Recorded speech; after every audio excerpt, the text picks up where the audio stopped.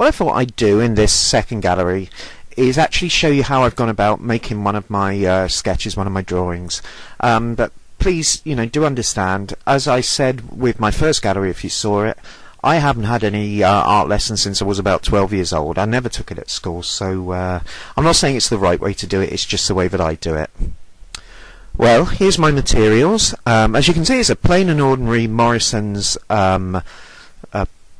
pad of paper, plain paper. Other supermarkets are available, and a big biro. I like working in biro because it stands out so much more than pencil does, and if you're careful you can cover any mistakes that you make. Now I apologise for the quality of these process pictures were done on a digital camera, and sometimes it's focused well but most of the time it hasn't, so I'm sorry about that. I always start off with the eyes. As you can see, I tend to think if you get the eyes right, everything else will follow, whereas if the eyes aren't right, it doesn't matter how brilliantly you draw anything else. But I know lots of people who start with the outline of the face. I don't. I start on the inside and work outwards. Once I'm fairly satisfied with the eyes, then I move on to the nose, particularly the nostrils and the area immediately below the nostrils, as you can see on the picture here. It's all really a matter of getting the spacing and the proportions between them as right as you possibly can. Once you sketch the nose in, then the mouth. You do these things by really looking very, very closely at whatever it is you're working from, whether it's photographs or real life or whatever it might be, and trying to reproduce just those couple of lines that you see and concentrating on one thing at a time. Now sometimes when I put the mouth in, I'll go straight onto the hairline, but in this case Christopher Eccleston, who I was drawing, has got such a strong jawline and chin, it was absolutely begging for me to sketch it in then. So you can see I've sketched in the outline of the lower half of the face and the neck.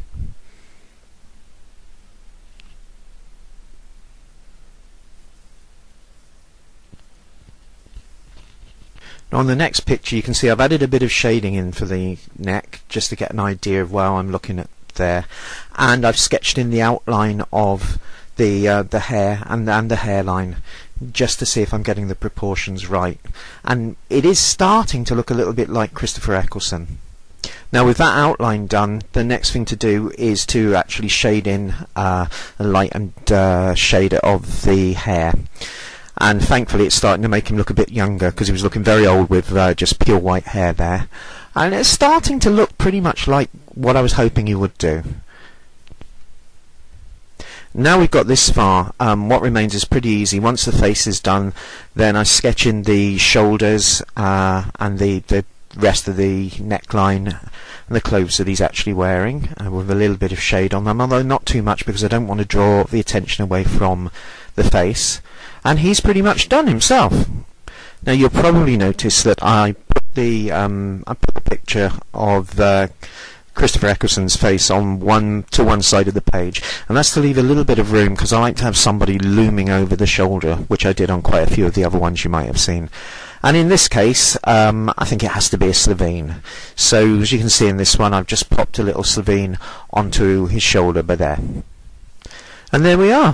What you can see here, this much brighter one, this is actually done on the scanner, and I got the grayscale working properly for this one, and I really like it because it brings out, I think, the pen marks quite nicely. But by way of a contrast, I also scanned it so that scanned it in black and white, which you can see in this last one. Which again, if it's going to be printed in a fanzine, that's often the way to go with it. And again, I'm quite happy that it looks quite effective. So there we are. That's it. Thank you very much.